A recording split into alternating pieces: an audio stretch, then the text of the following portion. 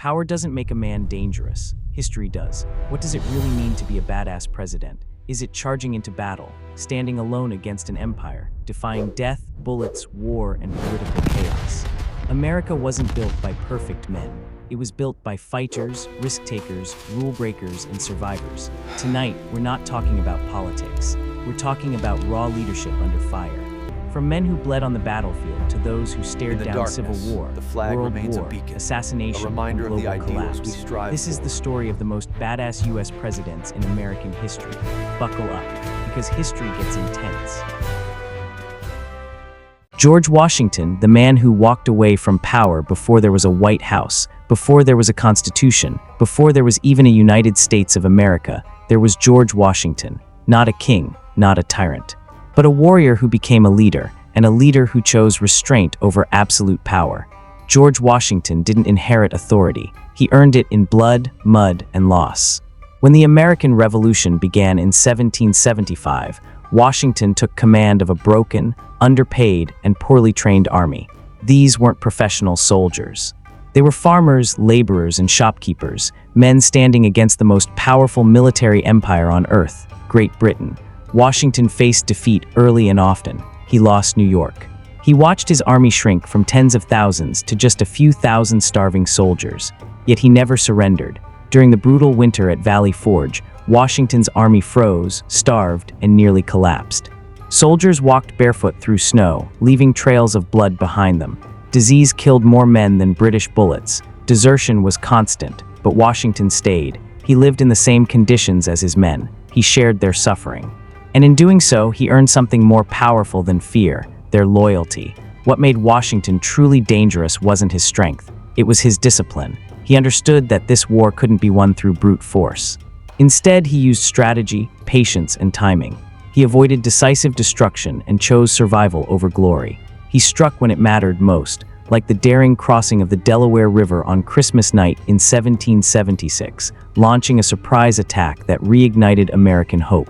By the time the war ended, Washington was a legend. His soldiers worshipped him, the people trusted him, foreign leaders respected him, and here's where the story could have turned dark.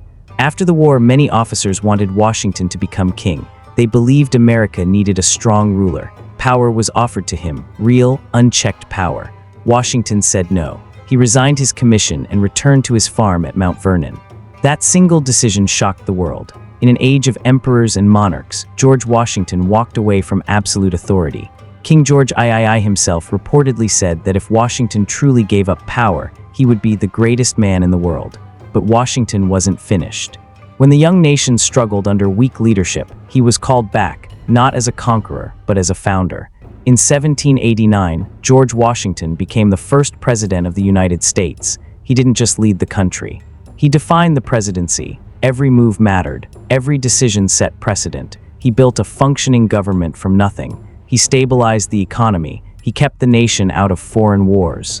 And when political parties began tearing the country apart, he warned against division in his farewell address, words that still echo today. Most importantly, after 2 terms, Washington did something unheard of. He stepped down. No lifelong rule, no dictatorship, no throne. He proved that power could be temporary and leadership could be honorable. George Washington wasn't flawless, but he was unmatched in character. He didn't just fight for freedom, he protected it from himself. And that is what makes him the original badass of American history. Andrew Jackson, the most dangerous man to ever sit in the Oval Office. Andrew Jackson was not born into power. He was born into violence. No privilege, no dynasty, no safety net. Andrew Jackson grew up on the American frontier, a place where law was weak and survival depended on strength. By the age of 13, he was already fighting in the American Revolutionary War. Captured by British soldiers, Jackson was ordered to polish an officer's boots. He refused. The officer slashed Jackson across the face and hand with a sword. That scar never faded, neither did the anger. Jackson's family was destroyed by the war. His mother died shortly after nursing prisoners of war, likely from cholera. By his mid-teens, Andrew Jackson was an orphan, hardened by loss and fueled by resentment toward elites, empires, and anyone who tried to dominate him. This was not a man shaped by institutions. This was a man shaped by conflict. As an adult, Jackson became a lawyer, a plantation owner, and eventually a military commander. But above all else, he became something far more dangerous in early America, a man who never backed down. Andrew Jackson was involved in more than 100 violent confrontations and duels. In one infamous duel, his opponent fired first, striking Jackson in the chest. Instead of falling, Jackson calmly aimed, fired, and killed the man. The bullet remained lodged near his heart for the rest of his life. Doctors told him it could kill him at any moment. Jackson carried on anyway. That bullet became part of his legend. When the War of 1812 erupted, Jackson emerged as a national hero. At the Battle of New Orleans, he led a ragtag army of frontiersmen, free black soldiers, Native Americans, and pirates against seasoned British troops. The result was devastating. The British suffered thousands of casualties. Jackson's forces lost only a handful of men. America didn't just win, it dominated. From that moment on, Andrew Jackson became a symbol of raw American defiance, a man who embodied frontier toughness and national pride. By the time he ran for president, Jackson wasn't polished. He wasn't refined. He wasn't even particularly well-liked by the political elite, but the people loved him. He positioned himself as the champion of the common man, standing against aristocrats, bankers, and entrenched power. In 1828, Andrew Jackson won the presidency in a landslide, and Washington, D.C. was never the same. Jackson ruled the presidency like a battlefield. He fired corrupt officials without hesitation.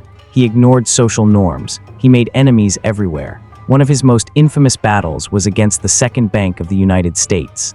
Jackson believed the bank was a tool of wealthy elites, manipulating the economy at the expense of ordinary Americans. When Congress tried to reauthorize it, Jackson vetoed the bill. When critics warned him of economic collapse, he didn't flinch. "You are a den of vipers and thieves," he reportedly said, "and by the eternal God, I will rout you out." And he did. Jackson dismantled the national bank, cementing his image as a president who would destroy institutions he believed threatened democracy, even if it destabilized the economy. But Andrew Jackson's presidency was not just controversial, it was brutal. His policies toward Native Americans, especially the Indian Removal Act, led to the forced relocation of tens of thousands of indigenous people and the deadly Trail of Tears. Thousands died. This is the darkest part of Jackson's legacy. It cannot be ignored, and it cannot be justified. Jackson believed expansion was destiny, and he pursued it with the same ruthless determination he applied to everything else. Perhaps the most shocking moment of Jackson's presidency came when an assassin tried to kill him. In 1835, a man approached Jackson and fired a pistol at point-blank range. It misfired. He fired a second pistol. It misfired too. Andrew Jackson did not run. He lunged forward and began beating the assassin with his cane, shouting as bystanders restrained him. At nearly 70 years old, the President of the United States fought back with his bare hands. That moment perfectly captured Andrew Jackson. He governed through sheer force of will. He inspired fierce loyalty and intense hatred. He expanded democracy for some, while denying humanity to others. Andrew Jackson was not a hero in the traditional sense. He was a force of nature, unstable, unapologetic, unstoppable. Love him or hate him, one truth remains. Andrew Jackson was the most dangerous man ever to occupy the presidency, not because he sought power, but because he refused to be controlled by it. Abraham Lincoln, the man who held a broken nation together. Abraham Lincoln did not look like a warrior. He was tall, awkward, soft-spoken, and deeply introspective. No booming voice, no military uniform, no thirst for glory. And yet, when the United States faced its greatest crisis, it was Lincoln who stood in the fire and refused to step aside. Lincoln rose from poverty so extreme it would break most people. Born in a log cabin, largely self-educated, he knew hunger, loss, and humiliation long before power ever found him. His mother died when he was 9. Failure followed him through much of his early life: failed businesses, lost elections, personal depression so severe friends feared for his life. This was not a man groomed for greatness. This was a man forged by suffering. When Abraham Lincoln was elected president in 1860, America began to tear itself apart. Before he even took office, Southern states started seceding from the Union. The country he had sworn to protect was collapsing in real time. Within weeks, the Civil War erupted. It would become the bloodiest conflict in American history. Over 600,000 Americans would die. Lincoln inherited a disaster. The army was unprepared. The government was divided. Half the nation questioned his legitimacy. Many believed the Union could not survive. Lincoln believed it must. What made Lincoln truly dangerous was not physical strength, but moral clarity under unbearable pressure. Every day he faced generals who failed, politicians who undermined him, newspapers that mocked him, and citizens who wanted compromise at any cost. And yet, Lincoln never lost sight of the larger purpose. He understood something few leaders do. That leadership sometimes means choosing the option that guarantees hatred, because it is right. As the war dragged on, Lincoln came to a realization that would define his legacy. The Union could not truly survive while slavery existed. The war was no longer just about preservation, it was about transformation. In 1863, with the country bleeding and his popularity collapsing, Lincoln issued the Emancipation Proclamation. It did not end slavery overnight, but it changed the soul of the war. Lincoln knew exactly what this would cost him. He knew it would enrage the South. He knew it would anger Northern moderates. He knew it might cost him re-election. He did it anyway. That is quiet courage. Lincoln carried the deaths of soldiers personally. He visited battlefields. He walked among hospitals. He read letters from grieving mothers late into the night. The weight of the war aged him rapidly. Photographs show a man visibly transformed by pain. And still, he endured. When generals failed him, Lincoln replaced them. When critics attacked him, he listened, then acted. When defeat seemed inevitable, he refused despair. Perhaps the most powerful expression of Lincoln's strength came not in war, but in words. At Gettysburg, on a battlefield soaked in blood, Lincoln delivered fewer than 300 words.